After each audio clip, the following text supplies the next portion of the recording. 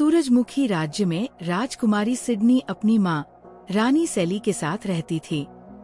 ये राज्य जितना सुंदर था, राजकुमारी सिडनी का जीवन उतना ही कठिन।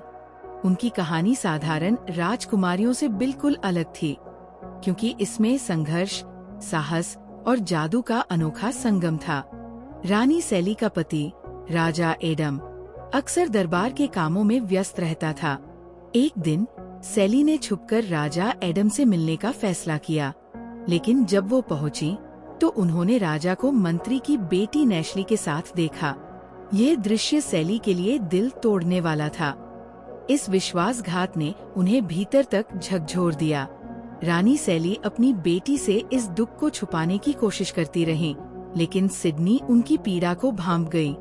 सिडनी ने कई बार अपनी माँ से बात करने की कोशिश की, लेकिन सेली अपनी भावनाओं को साझा नहीं कर सकी।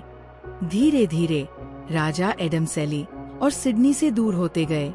सालों बाद सिडनी को पता चला कि राजा एडम ने नेशली से विवाह करने का निर्णय ले लिया है। ये खबर रानी सेली के लिए किसी बड़े आघात से कम नहीं थी। नेशली के राज्य में आते ही सेली और सिडनी की मुश्किलें बढ़ गई।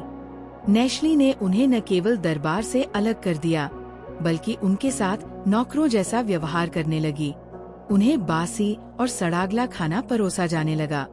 एक दिन सिडनी की एक मित्र ने उन्हें बताया कि नेशली, सेली और सिडनी पर जादू टोने का आरोप लगाकर उन्हें खत्म करने की योजना बना रही है। ये सुनकर मां बेटी ने राज्य छोड़ने का फैसला किया। वे रात के अंधेरे में बिना किसी मदद के भाग निकली। राज्य से बाहर का जीवन बेहद कठिन था। मां बेटी ने छोटी मोटी चीजें बेचकर अपना गुजारा किया। एक दिन मेले से लौटते समय 3 डाकुओं ने उन पर हमला कर दिया। भागने की कोशिश में वे दोनों एक गहरे गड्ढे में गिर गईं। गड्ढे में गिरने के बाद उन्हें एक अद्भुत और जादुई दुनिया का पता चला। इस दुनिया में परियां रहती थी। वहाँ की प्रमुख परी ने सेली और सिडनी का स्वागत किया और उनकी मदद करने का वादा किया।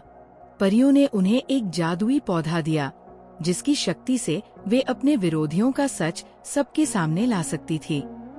सिडनी और सेली ने परियों की मदद से राज्य लौटने का साहस जुटाया।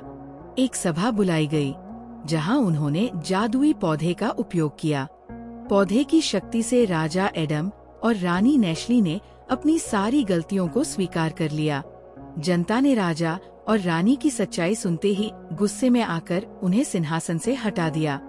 सूरजमुखी राज्य की जनता ने सिडनी और सेली को उनका सही स्थान वापस दिलाया। कुछ समय बाद राजकुमारी सिडनी की मुलाकात राजकुमार हैरी से हुई। उनकी सोच और साहस से प्रभावित होकर उन्होंने सिडनी से विवाह किया। मां बेटी ने न केवल राज्य को पुनः संभाला, बल्कि सिडनी के शासन में राज्य ने खूब तरक्की की।